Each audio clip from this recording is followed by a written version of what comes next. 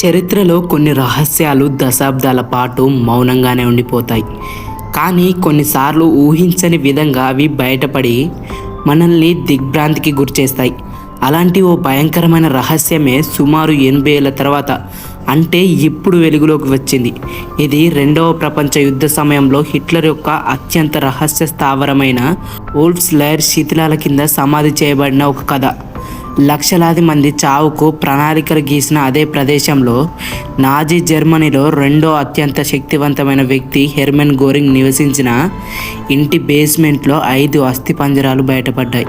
2024 ఫిబ్రవరి 24న కొందరు ఆర్కియాలజిస్టులు ఆ ఇంటి నేలను తవ్వుతుండగా ఒక్కసారిగా ఏదో గట్టిగా తగిలింది. అది ఒక మనిషి పుర్రె. ఆ క్షణం వారు ఉలిక్కిపడ్డారు. తవ్వుతున్న కొద్దీ ఒకటొకటిగా బయటపడ్డాయి 5 మానవ అస్థిపంజరాలు. వాటిలో ఒకటి పసికందుది కూడా ఉంది. కానీ పరిశోధకులను వణికించిన అసలు విషయం అది కాదు. ఆ 5 అస్థిపంజరాలకు చేతులు పాదాలు లేవు. ఇంతటి కట్టుదిట్టమైన భద్రత ఉండే నాజీ రహస్య స్థావరంలో ఈ ఘోరం ఎలా జరిగింది? వాళ్ళెవరు? వారి కథ ఏంటి? ఈ కథ పోలాండ్లోని దట్టమైన మసూరియన్ అడవులలో మొదలవుతుంది. ఇక్కడే హిట్లర్ యొక్క వోల్ఫ్స్ లైర్ ఉంది. ఒకప్పుడు ప్రపంచాన్ని శాసించిన ఈ ప్రదేశం ఇప్పుడు ఒక టూరిస్ట్ స్పాట్. కానీ ఫుండేచ లిటెబ్రా అనే ఒక చారిత్ర పరిశోధకుల బృందానికి మాత్రం ఇది చరిత్రలోని రహస్యాలను దాచుకున్న నిధి. వారు అధికారిక అనుమతితో ఇక్కడ చాలా ఏళ్ళుగా పరిశోధనలు చేస్తున్నారు. 2024 ఫిబ్రవరి 24న వారు హిట్లర్ తర్వాత నాజీ జర్మనీలో అత్యంత ముఖ్యుడైన హెర్మన్ గోరింగ్ నివసించిన విల్ల శిథిలాల దగ్గర తవ్వకాలు జరుపుతున్నారు. ఆ ఇంటి పాత చెక్క ఫ్లోరింగ్ కింద ఏమైనా చారిత్రక వస్తువులు దొరుకుతాయేమోనని వారి ఆశ. నేలని తవ్వడం ప్రారంభించిన కొద్దిసేపటికే కేవలం 10 సెంటీమీటర్ల లోతులోనే వారికి ఒక మానవ పుర్రె కనిపించింది. ఆ బృందం వెంటనే స్థానిక పోలీసులకు సమాచారం ఇచ్చింది. ఫోరెన్సిక్ నిపుణులు వచ్చి అది ఇటీవల నేరం కాదని నిర్ధారించుకున్నాక తవ్వకాలను కొనసాగించడానికి అనుమతిచ్చారు. తవ్వే కొద్దీ వారి వెన్నులో వణుకు పుట్టించే దృశ్యం బయటపడింది. ఒకటి కాదు, మొత్తం 5 అస్థిపంజరాలు ఒకదాని పక్కన ఒకటి వరుసగా ఉన్నాయి.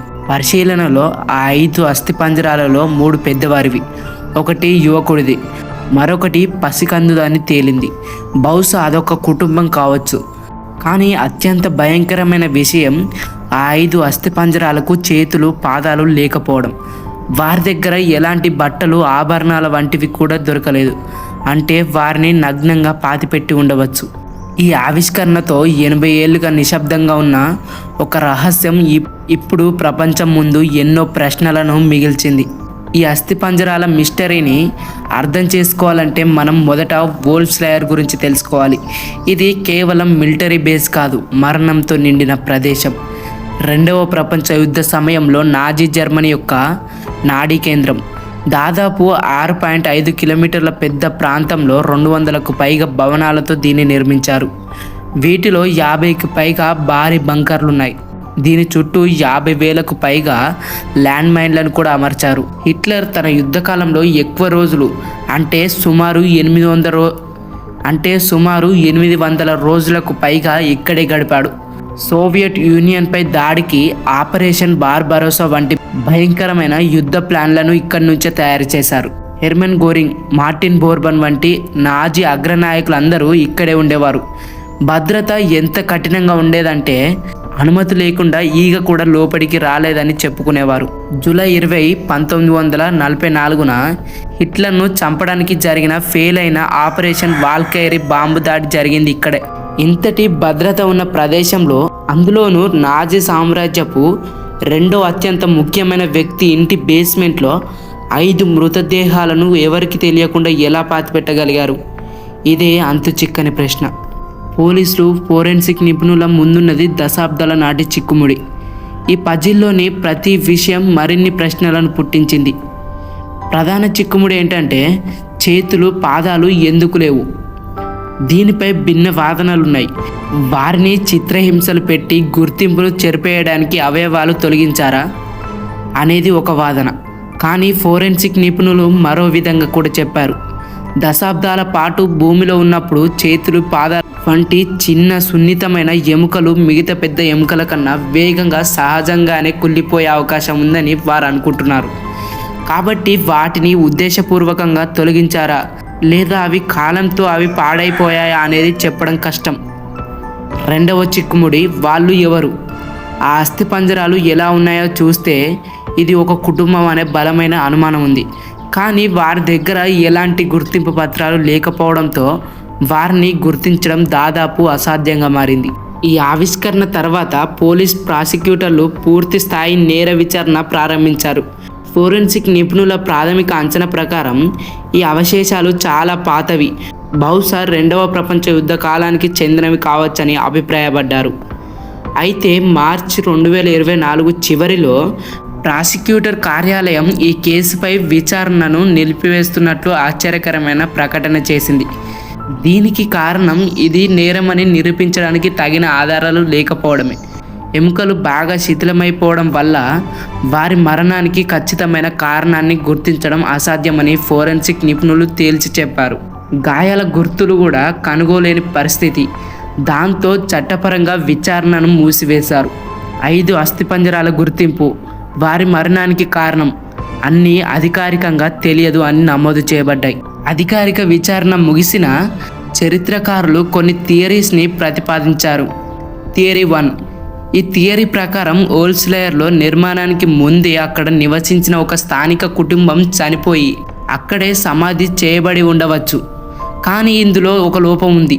ఒకవేళ మృతదేహాలు ముందే అక్కడ ఉంటే గోరింగ్ ఇంటిని నిర్మించినప్పుడు పునాది తవ్వే కార్మికులకు అవి ఖచ్చితంగా దొరికి ఉండాలి.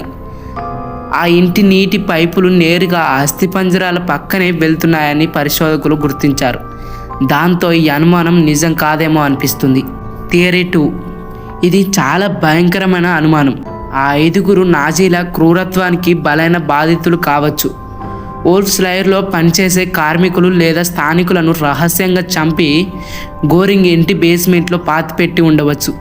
గోరింగ్కు ఈ విషయం తెలిసిందా లేదా అతనికే తెలియకుండా జరిగిందా అనేది ఇంకో ప్రశ్న. అయితే దీనికి ప్రత్యక్ష ఆధారాలు లేవు. థియరీ 3. ఈ థియరీ ప్రకారం ఈ హత్యలు యుద్ధం తర్వాత జరిగి ఉండవచ్చు. జనవరి 1945లో సోవియట్ సైన్యం సమీపిస్తున్నప్పుడు నాజీలు ఓల్స్లేయర్ను ధ్వంసం చేసి పారిపోయారు. ఆ తర్వాత స్థానిక జర్మన్ పౌరులపై ప్రతీకార దాడులు జరిగాయని, ఆ క్రమంలో ఈ కుటుంబాన్ని చంపి శిథిలమైన గోరింగ్ ఇంటిలో పాతిపెట్టారా అనే అనుమానాలున్నాయి. కానీ ఆ ప్రదేశం చాలా కాలం పాటు ల్యాండ్ మైన్లతో నిండి ప్రమాదకరమైన ప్రదేశంగా ఉండటం వల్ల ఇది ఎంతవరకు సాధ్యం అనేది కూడా సందేహమే. అన్ని థియరీలను పరిశీలించిన తర్వాత కూడా మనం మళ్ళీ మొదటికే వస్తాం. ఏ ఒక్క థియరీ కూడా ఈ మిస్టరీని పూర్తిగా వివరించలేకపోతుంది. ఫోరెన్సిక్ ఆధారాలు కాలగర్భంలో కలిసిపోయాయి. బహుశా ఈ రహస్యం ఎప్పటికీ వీడకపోవచ్చు. ఆ 5 ఎవరు, వారి కథ ఏంటి, వారి చివరి క్షణాలు ఎలా గడిచాయి అనే విషయాలు మనకు బహుశా ఎప్పటికీ తెలియకపోవచ్చు. వారి చేతులు పాదాలు నిజంగానే తొలగించబడ్డాయా లేక కాలక్రమంలో అవి సహజంగానే కుళ్ళిపోయాయా అనే సందేహం ఈ మిస్టరీకి గుండెకాయ లాంటిది. ఒకవేళ తొలగించబడితే అది మానవ క్రూరత్వానికి నిదర్శనం. ఒకవేళ అవి సహజంగానే కుళ్ళిపోయి ఉంటే అది కాలం ఎంతటి రహస్యాన్నైనా తనలో ఎలా దాచుకోగలదో చెప్పే ఒక చేదు నిజం. ఓల్స్లేయర్ శిథిలాల కింద దొరికిన ఈ 5 అస్థిపంజరాల కథ చరిత్రలో సమాధానాలు లేని ఎన్నో ప్రశ్నలలో ఒకటిగా నిలిచిపోతుంది.